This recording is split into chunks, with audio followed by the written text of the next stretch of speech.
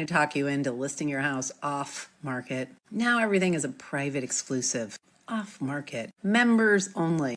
Sounds fancy, right? It's not. It's a money grab. If private listings are so effective, why are the big corporate brokerages partnering with the big sites like Zillow and Redfin, basically recreating public listings, but calling them private? It's not for exclusivity. It is for control. And here's what they don't want to say out loud. They want to double end your deal. The brokerage. They want both sides of the commission. They want you to take the risk. They tell you, let's test the price quietly first. That's called guessing. And if your agent needs a trial run, they don't know what they're doing.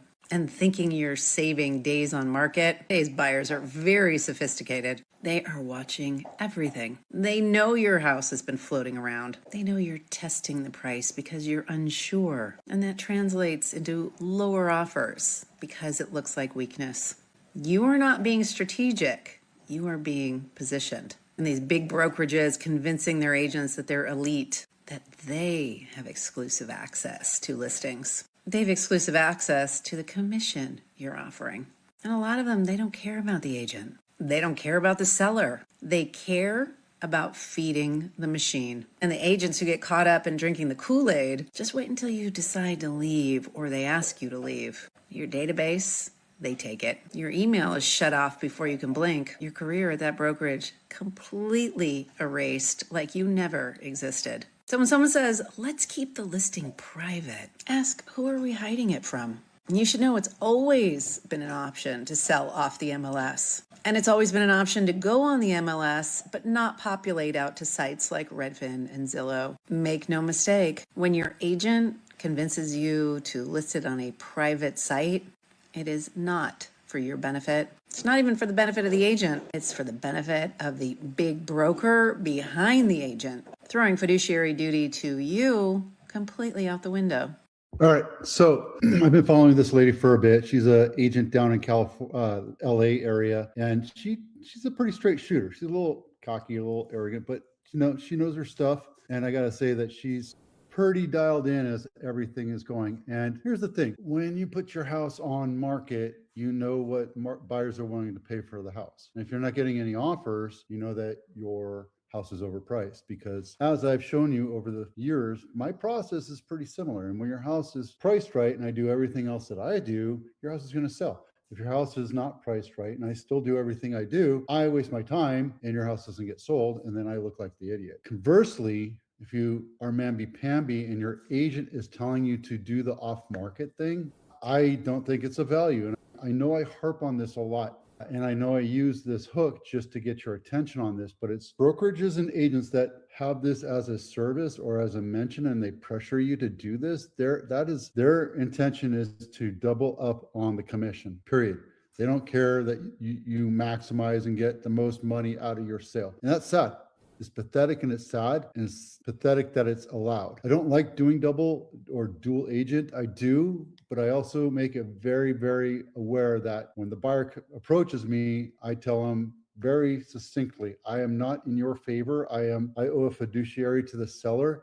And if you want if you want this house, you will get to know what the highest and best offer is, and you have to beat that, period. That's how I work it. And a lot of times they just chicken out, period. And I get that. I totally get that. But again, I'm not there to I'm there to make money, but I'm not there to screw over my seller and just so I can get two deals. I think it's horrible. Okay. This link is in my blog if you want to watch the whole thing. Property tax shock. 64% of U.S. homeowners surprised by their house tax bills.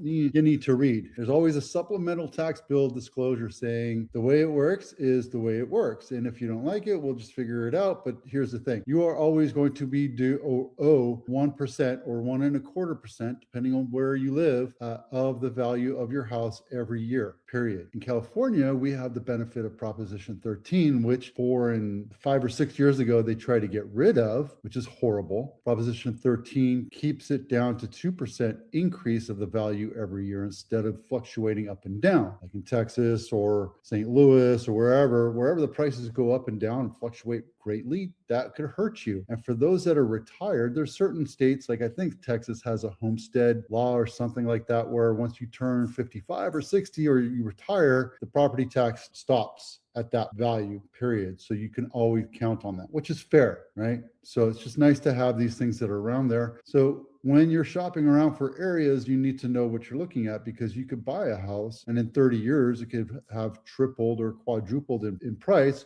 And yeah, guess what? That's the way it is. National survey, 2,500 homeowners conducted in March, published. 76 respondents say their tax bills have recently exceeded their household budgets. Something's got to change. Despite 90% of homeowners expressing concern over the long-term financial impact of these rising costs, an overwhelming 74% have formally appealed. Oh, that's the other thing too.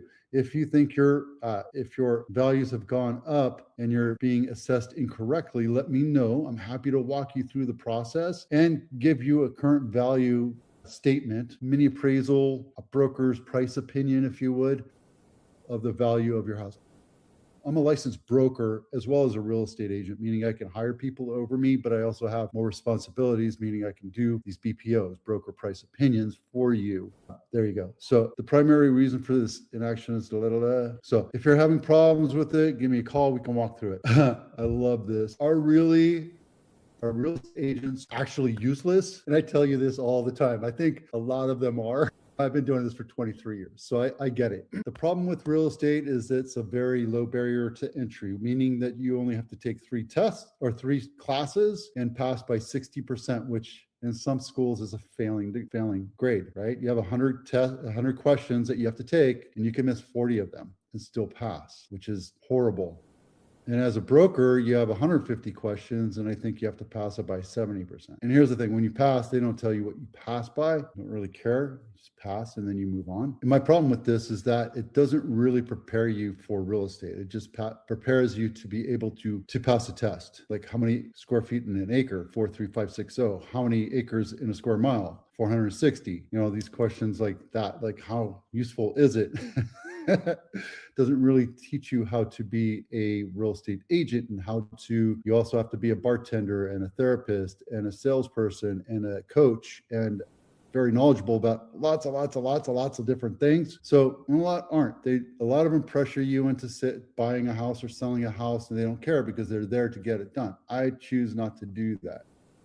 This person says, yeah, I don't need them. You absolutely don't need an agent. You don't need a contractor to fix your house. You don't need a plumber to fix your toilet.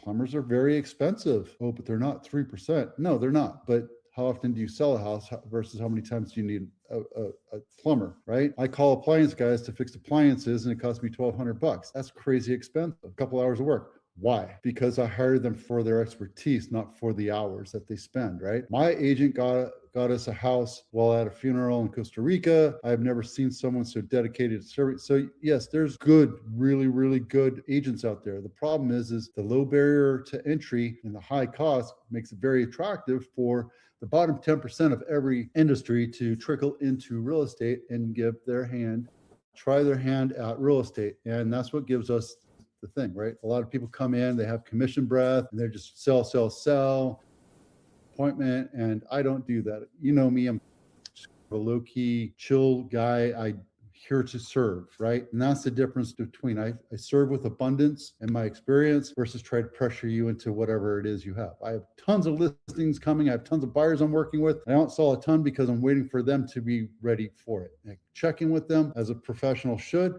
but I'm not pressuring them to do anything. I'm probably not useless, probably not worth 6%. There's flat fee, there's this and this. It depends on what your values are and what you need as an agent. Do you want a flat fee guy and you do most of the work? Okay, there you go. You want somebody that's going to take care of everything for you, including the rent, the landscaping, including the cleaning, including repairs, including staging and marketing and everything else. You want a full service guy? Yeah, you're going to pay them the money, right? It's a sliding scale, right? Oh, this one right says they should get paid $1,000 for each month that this person's just $1,000 for each month that they are trying to sell their house and doing their magic. Wouldn't that incentivize them to keeping your house on the market as long as possible? Yeah, no kidding, right? I'm a realtor in Chicago and I realize, so there's always going to be varying differences. And guess what? There's varying skill sets in real estate because there's a low barrier to entry and some people just don't care. They just want the sale. I care. I want to be around for another 23 years. So when you're ready to do, give me a call. Yeah, there you go. I'll talk about that later. This is Holbrook Drive. This is 90 days on market. And the reason why I chose it is because it's semi-close to us. It's by Branham. There's not a ton of these houses out there that are in our neck of the woods. But Holbrook Drive, $1.8 million on a 4-bedroom, 2-bath, 1,600 square feet, built in 1968. And yeah, it's a nice looking house, right? But is it worth that? Obviously not. A house is worth what people are willing to pay for it. Let's see, where's the price? Original price was 1.9. Now it's down to 1.79. Now you're chasing the market and it's still on market since October, which is 196 days. And there you go. Why? Because sometimes people want their house sold for a certain price. They think it's worth because 6 months down the road. Anyway, distressed property of the week. This is brand new. This is Hall Ranch, $1 million, 2-bedroom, 2-bath, 1,500 square feet. We don't even know what the house looks like. This is new listing, a 1-car garage, 7 days on market, but it's also in the fire plan. That's a long ways away. So good luck with that. Not interested in that. And we have 262 homes on market over 40 days. Why am I telling you this? Because we're seeing the market slow down a little bit. See that blue? 40 days is starting to tick up. It's starting to tick up. Why?